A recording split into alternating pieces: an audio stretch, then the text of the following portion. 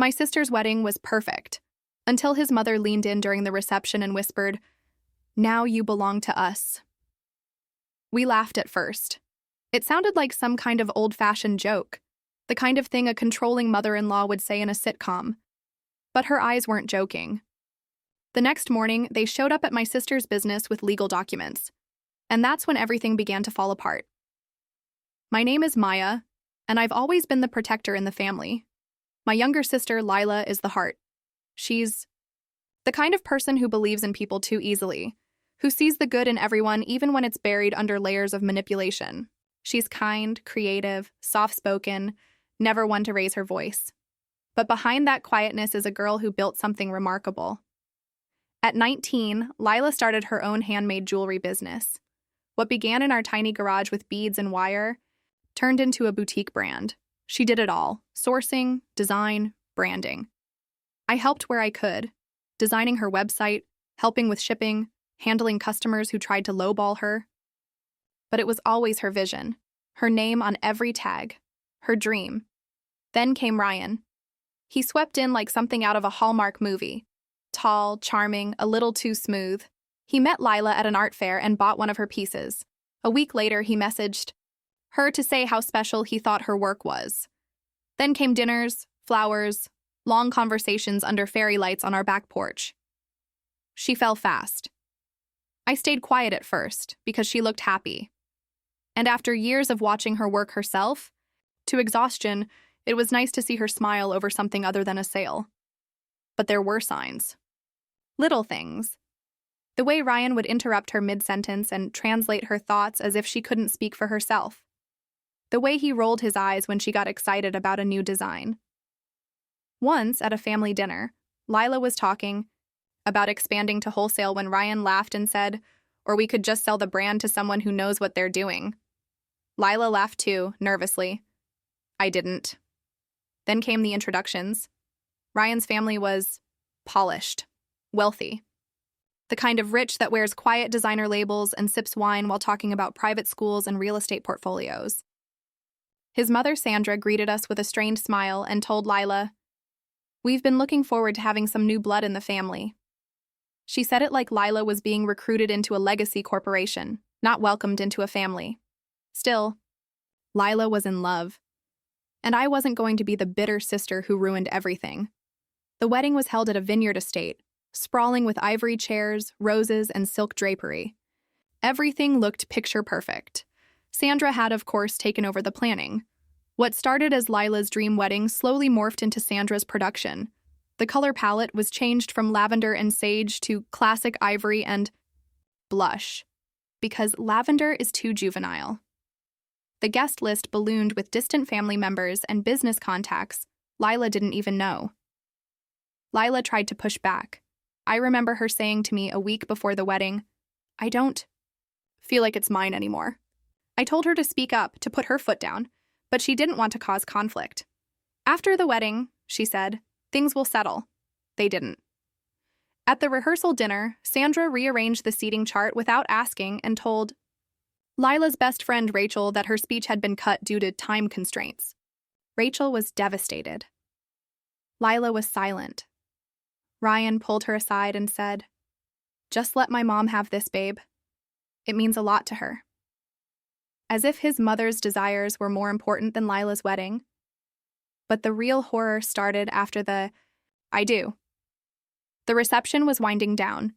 People were dancing, champagne glasses clinking. I saw Sandra hand Lila an envelope and whisper something in her ear. Lila laughed, a little confused, then tucked it into her clutch. I noticed the exchange. It looked off. Later that night, in the bridal suite, I asked her what it was. "Oh, just some paperwork for the honeymoon house they want to help us buy," she said. Sandra said it's just a formality. That set off every alarm in my head. I asked to see it. Lila hesitated. "It's probably nothing. Let me see it," I said more firmly. It wasn't nothing. It was everything.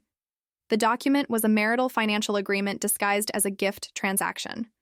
By signing it, Lila would be transferring partial ownership of her business to a new LLC under her and Ryan's shared name, with Sandra listed as a managing partner. If she signed, they'd have the legal right to access her business accounts, make decisions, even change the branding. It was a trap. Disguised in gold foil and bridal bows, I looked at her and said, "You're not signing this. Not now, not ever." Lila sat there stunned. Her hands trembled. I thought they were helping. They're not helping. They're taking. We didn't sleep that night. The next morning, as Lila and Ryan were supposed to leave for their honeymoon, Sandra and a man in a navy suit showed up at her store, not even opened for business that day, demanding she hand over her passwords. So the family business team could begin integration. I was there. I told them she was unavailable and that any business changes would go through legal counsel. Sandra narrowed her eyes at me and said, "I see you're going to be a problem." I smiled. "I see you already are."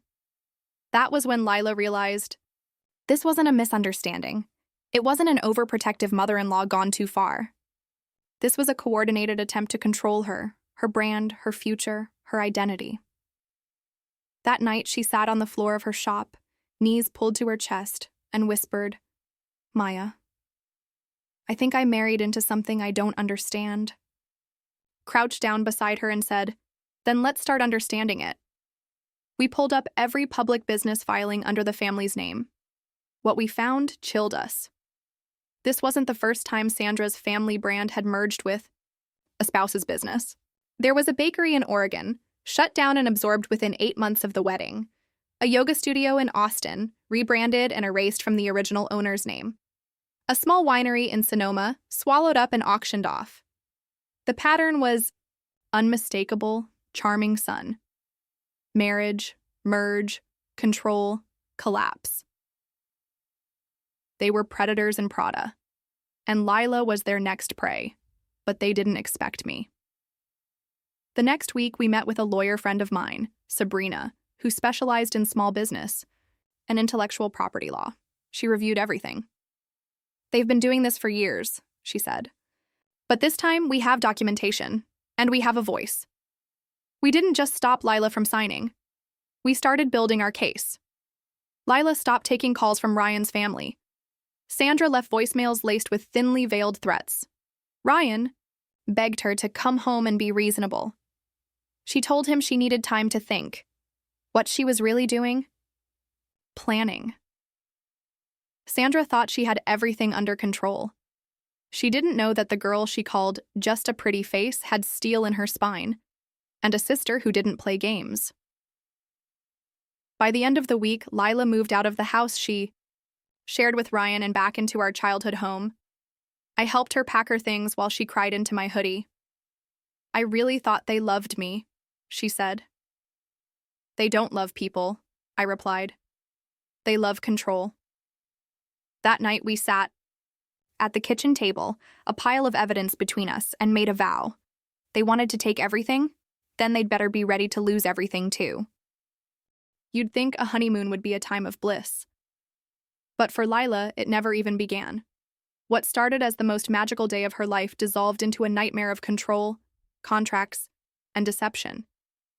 Instead of champagne and sunsets, she was neck-deep in legal jargon and emotional wreckage. Ryan called her 4 times the next morning, each voicemail more frantic than the last. "Lila, I don't understand why you're being like this. My mom is just trying to help. Why are you letting your sister poison you against your new family? You're my wife now. We need to talk privately." She didn't answer. Not once. She'd seen enough. She'd felt enough. And more than anything, she'd lost enough. But I was proud of her for finally choosing herself over pleasing everyone else. After that morning's ambush at her store, we went straight to Sabrina, our lawyer. As we laid out everything, Sandra's documents, the attempted asset merge, even the predatory family history Sabrina had dug up, it all felt surreal. Like a crime novel being written in real time. "This isn't just about business," Sabrina told us, sliding papers across her polished desk. "This is coercion. And if they push further, it could tip into criminal territory." Lila paled. "I married into a cult, didn't I?" Sabrina gave a sympathetic smile. "Not a cult, but close. A financial vampire nest." That night, as we debriefed in the kitchen, Lila stared into her tea and said something I'll never forget. I thought marrying Ryan meant gaining a new family, but it feels like I signed up for war. I reached over, squeezed her hand. Then let's stop playing defense. Because the thing is, these people underestimated Lila.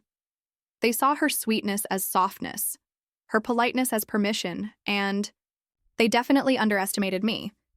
They didn't know I'd spent the past 2 years freelancing in digital branding and cybersecurity. They didn't know I had access to investigative tools, ethical hacking communities, and people who knew how to trace a shell company back to its rotten core. They also didn't know Lila had documented everything, every altered wedding decision, every controlling email, every sudden business offer that came from Ryan's family, not from her own instincts. We were building a wall of proof. The next step? Going quiet. We went dark on social media. Lila posted a vague announcement, taking a short break to refocus. Thanks for your love and support. Meanwhile, I helped her put everything under new protection, re-registered her business under a private holding name in another state, changed passwords and administrative rights on every platform she used, backed up all her designs, files, vendor communications, and branding material to offline encrypted drives, paused all new wholesale contracts with a message, temporary ownership restructure in progress. Thank you for your patience. By the end of the week, they so no longer had access, not even a breadcrumb. That's when the emails began. From Sandra. We were under the impression the family agreement was signed. The longer you delay, the more difficult it will be to protect your interests. From Ryan. My mom says we're being patient, but you're making this hard for all of us. You've changed since the wedding. This isn't the woman I married. And finally, from someone we didn't recognize, a man named Trent, who claimed to be part of their brand consulting group. Your temporary deferral of agreement items places your company in breach of pending negotiation terms. Consider this a formal notice to comply or face escalation. Escalation? Really? I told Lila to send nothing. No response, no reaction. Let them sweat. Then we started digging deeper into them. Turns out the family consulting group wasn't even a registered firm. It was a network of businesses tied together under the pretense of consulting, but in reality they served as fronts, vehicles for absorbing smaller brands into a kind of quiet empire, the Ryan family empire. We tracked 5 cases over 6 years. 5 spouses, men and women, who lost their businesses within months of marriage. One of them, a boutique skincare brand owner named Ava, had vanished from social media after her entire company was absorbed. Her designs, her products, now labeled a division of the Martin & Coder family enterprise. We managed to contact her through a private LinkedIn message. She replied in one sentence. They'll destroy you quietly. Protect your sister. We knew then. This wasn't an isolated case. This was a system. But systems can be exposed. We gathered all the emails, contracts, the rushed financial agreements, and testimonies from 2 former spouses who agreed to speak anonymously. Sabrina drafted a cease and desist letter so potent, even I was stunned by the language. It didn't just threaten legal action, it promised public exposure. And then we waited. 2 days later, Ryan showed up at our door, not in a suit. Not with a lawyer. Just Ryan, with messy hair, dark circles under his eyes, and that same fake sincerity he wore like cologne. Lila, he said, voice shaking. I had no idea. My mom handles all the paperwork. I just wanted to help you grow. I love you. She didn't speak. I stood between them. Whatever you're going through, he said, shifting his gaze to me. This doesn't have to get ugly. Families fight, then they work it out. I gave a dry laugh. This wasn't a fight. This was a theft in progress. He looked down, voice lower. You're making her paranoid. Lila finally stepped forward, her voice steady. You made me question myself for weeks, gaslit me, ignored my ideas, mocked my business in front of people, and you stood there while your mother tried to sign my life away. I didn't know you knew enough. and you chose her over me. Every time. His face fell. You're really throwing this away? She nodded. No. You threw it away. I'm just finally locking the door. And she shut it in his face. We thought that would be the end. But Sandra had one last card to play. 2 days later, Lila got a legal notice, an attempt to claim partial ownership of the brand based on verbal agreements and documented intent to merge. It was thin, but enough to cause chaos. A scare tactic. We brought it to Sabrina immediately. This is laughable, she said, but they're trying to stall you, drain your resources. And that's when we struck back. We drafted our own legal press release, a public statement that outlined their history of coercion, with anonymized victim statements, a trail of linked businesses, and clear evidence of attempted fraud. We didn't post it. We sent it directly to Sandra's inbox with a note. Withdraw all claims, or we go public. And you won't just lose a business deal, you'll lose your reputation. They withdrew the next day. Lila cried when Sabrina told us. Not from fear, from relief, and for the first time in weeks, we felt it. Peace. We cleaned the house together. That weekend, listening to Florence plus the machine, folding laundry, breathing easy. Lila laughed for real. No tension in her shoulders, no shadow behind her eyes. She reopened her shop that Monday, redesigned, rebranded under her name only. She posted a picture of her standing under her new sign, Lila, handmade, and hell-bent, the I. Caption. Never let someone steal what you built just because they smile when they ask. Thousands of likes, dozens of comments. People shared stories. Women messaged her, thanking her for speaking out. And Sandra? She went silent. Ryan? We heard through a mutual friend he moved back to his family estate. No job, no prospects. A golden boy tarnished by exposure. But Lila? She was reborn. And me? Wasn't just her sister anymore. I was her co-strategist, her partner in battle, her firewall. For a moment, everything was quiet. Too quiet. After Sandra withdrew her legal claim and Ryan disappeared back into his parents' estate, it felt like we could finally breathe again. Lila's shop was thriving under her new brand. The community loved her honesty. She was invited to do interviews on women-led business podcasts. Customers returned in droves, showing up just to say, "You inspire me." But in the back of my mind, I kept waiting for the other shoe to drop. People like the Martins didn't just walk away. Not quietly. Not permanently. 3 weeks later, it dropped. Lila had just launched her new spring line. Minimalist, floral-themed, ceramics that sold out within hours. She was glowing that morning, dancing in the kitchen with coffee in hand, humming some silly Taylor Swift remix. I hadn't seen her that light in months. That's when the emails started. 3 of her longtime suppliers suddenly backed out of contracts. No explanation. Just abrupt withdrawal, refunds processed, orders canceled. Then her delivery partner, someone she'd used for nearly 2 years, stopped service altogether. They sent a vague notice citing compliance reevaluation. When she called, the rep awkwardly explained that a serious buyer had contacted them about exclusive partnerships in the region and that continuing with Lila's shop would pose a conflict of interest. Saw the color drain from her face. "They're doing it again," she whispered. I didn't even need to ask who they were. This time they weren't coming after her with contracts. They were erasing her from the inside out, silencing her, without ever saying her name. We had played defense long enough. Now, it was time to end this. I dove deep into everything.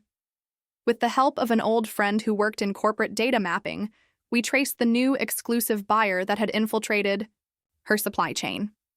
It led back, surprise, surprise, to a shell corporation owned by Sandra Martin's cousin.